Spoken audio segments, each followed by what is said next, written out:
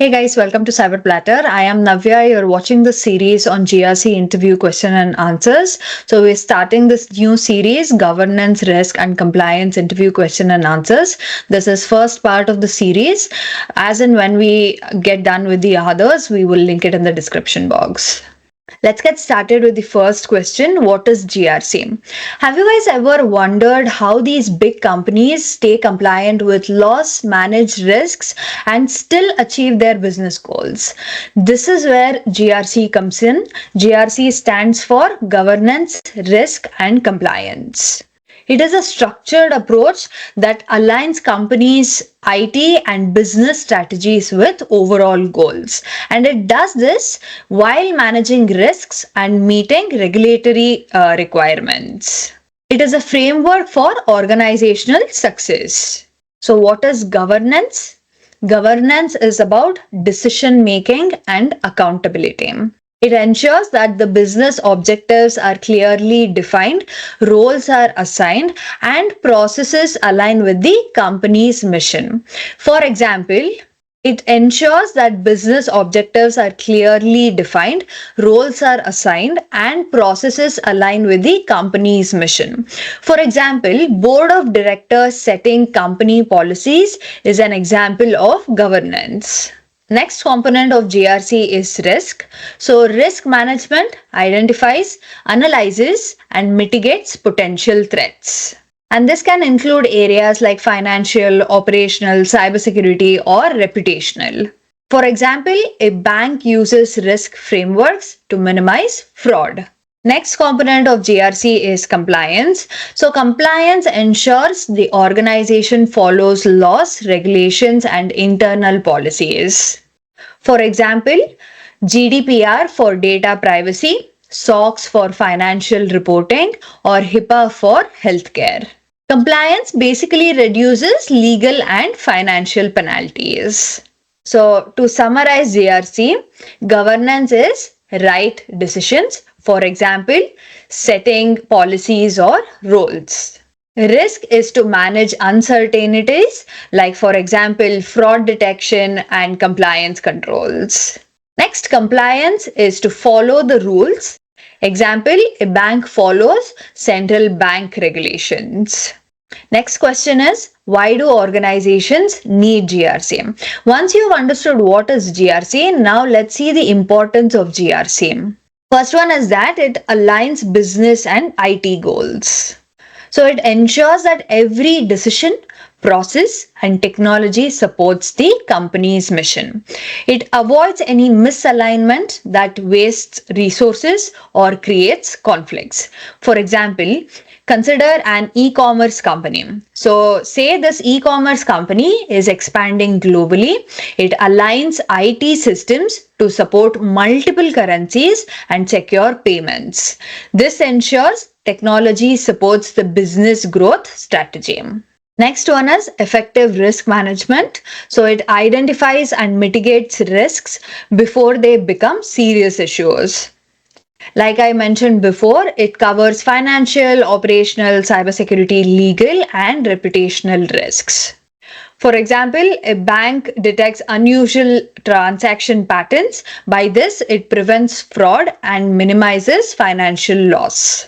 Next advantage is with regulatory compliance. So it keeps organizations compliant with laws, regulations, and industry standards, like for example, GDPR, HIPAA, or SOX. So this reduces the risk of fines, lawsuits, or reputational damage. Like I've mentioned before, an example would be a healthcare provider adopts GRC frameworks to comply with HIPAA, protecting patient data and avoiding legal penalties. Next is GRC improves efficiency and reduces costs. So it eliminates redundant processes. It also automates compliance checks and reporting, and it saves money by preventing penalties and optimizing resources. Next point, GRC builds trust and reputation. So it demonstrates transparency, accountability, and ethical practices. It builds trust with customers, regulators, and stakeholders. It also helps maintain a strong brand image. So, for example, a tech company regularly publishes security and compliance reports, strengthening customer confidence and differentiating itself from other competitors. Next, it increases organizational resilience. So, GRC prepares businesses to respond quickly to changes in regulation, market risks, or cyber threats. It ensures long term sustainability and growth. For example, during COVID-19, organizations with GRC frameworks quickly shifted to remote work, ensuring secure access, compliance with labor laws, and business continuity. Next question, can you explain the principles of good governance? First, accountability. Leaders and decision makers are accountable to stakeholders for their actions and decisions. For example, the board of directors reports regularly to shareholders about company performance and strategic decisions. Next, transparency. Clear and open communication about decisions, policies, and performance. For example, publishing financial statements and operational reports to stakeholders can assess the company's status. Next, fairness or equity. All stakeholders, including shareholders, employees, and customers, are treated fairly and without any bias. Example, equal voting rights for shareholders, fair employee policies, and ethical treatment of customers. Next, responsibility. Decision makers act ethically and legally, taking responsibility for the organization's impact on society and the environment. Next, rule of law or compliance, that is, the organization adheres to laws, regulations, and internal policies. Next, participation or inclusiveness, that is, stakeholders have opportunities to be involved in decision making or provide input. Like, for example, employee feedback programs or shareholder meetings for major company decisions. Next, strategic vision or effectiveness. So, decisions and actions are guided by long term goals and efficient use of resources. Example, planning sustainable growth strategies that align with both financial goals and social responsibilities. So, these are some of the principles of good governance.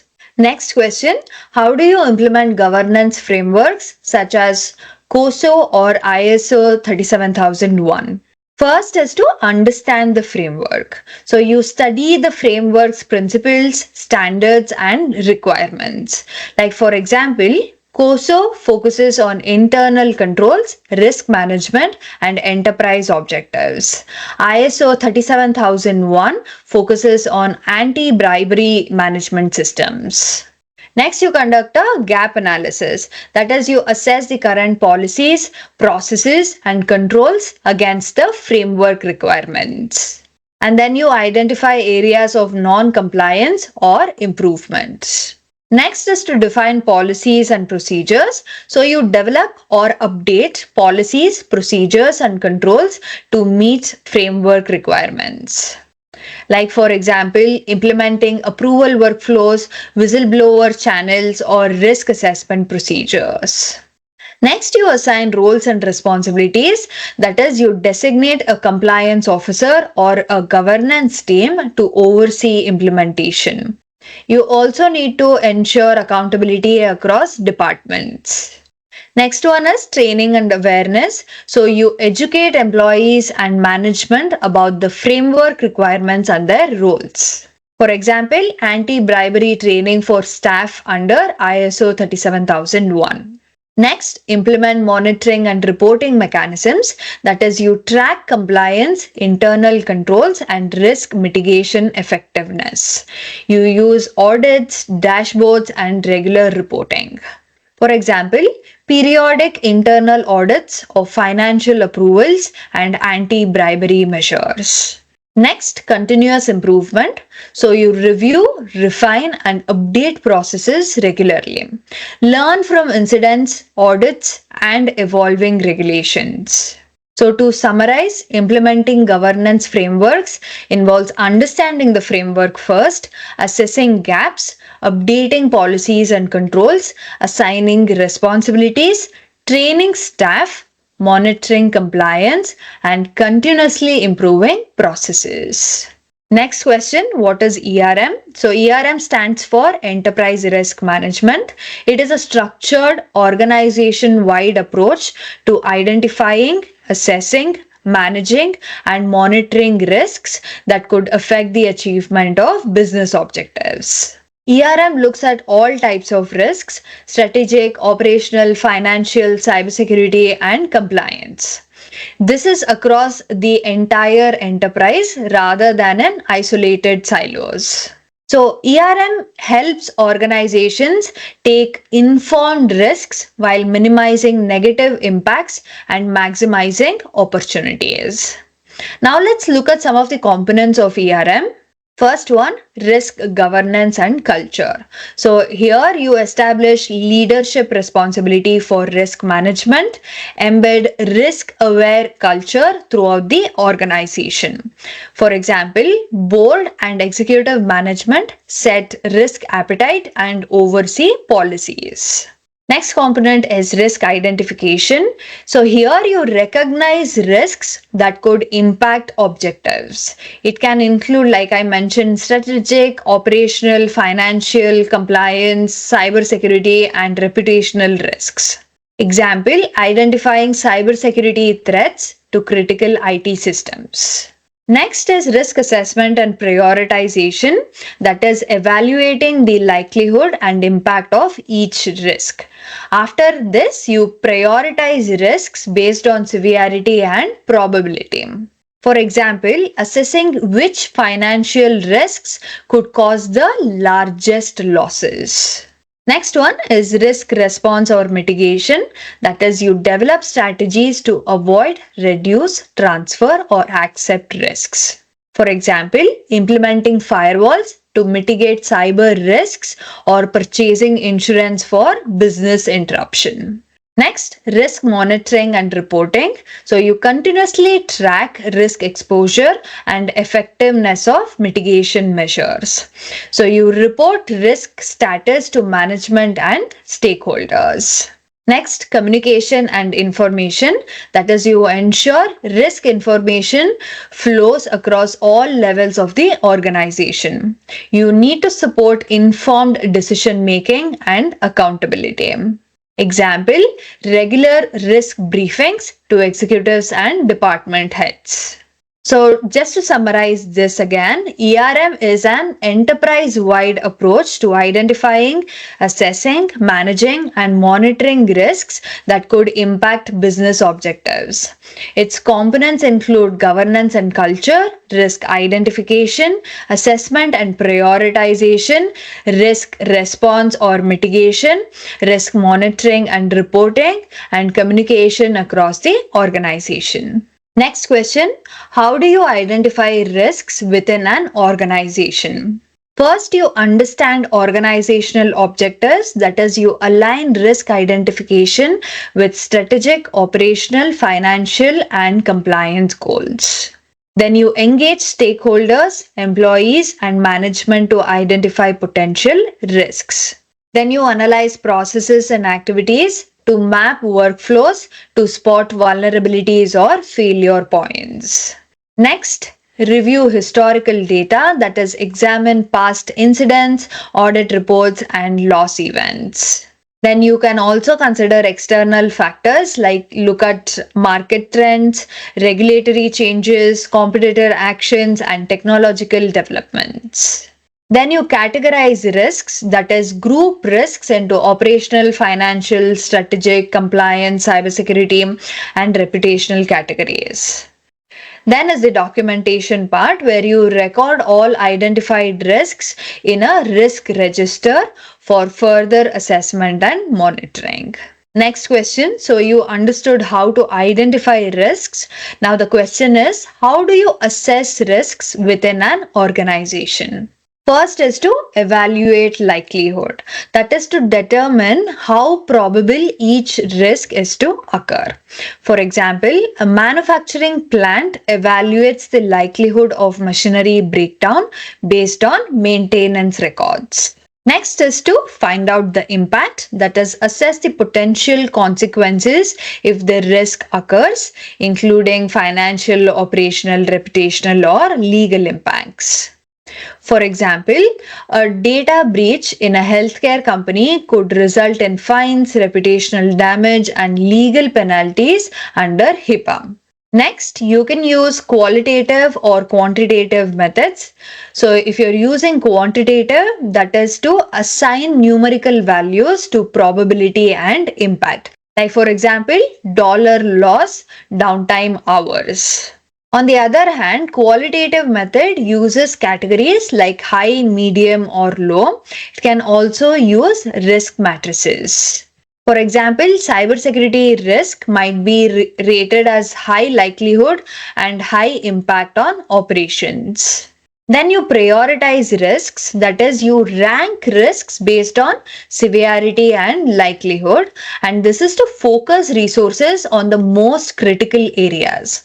Like, for example, a bank might prioritize fraud detection systems over minor operational delays due to higher financial impact. Next is to document everything in a risk register. So you maintain a record of all assessed risks with scores, responsible owners, and mitigation plans. For example, a risk register lists potential compliance violations, their probability, and assigned compliance officer. Next, review and update regularly. That is, risk evolve over time. It is not one-time activity.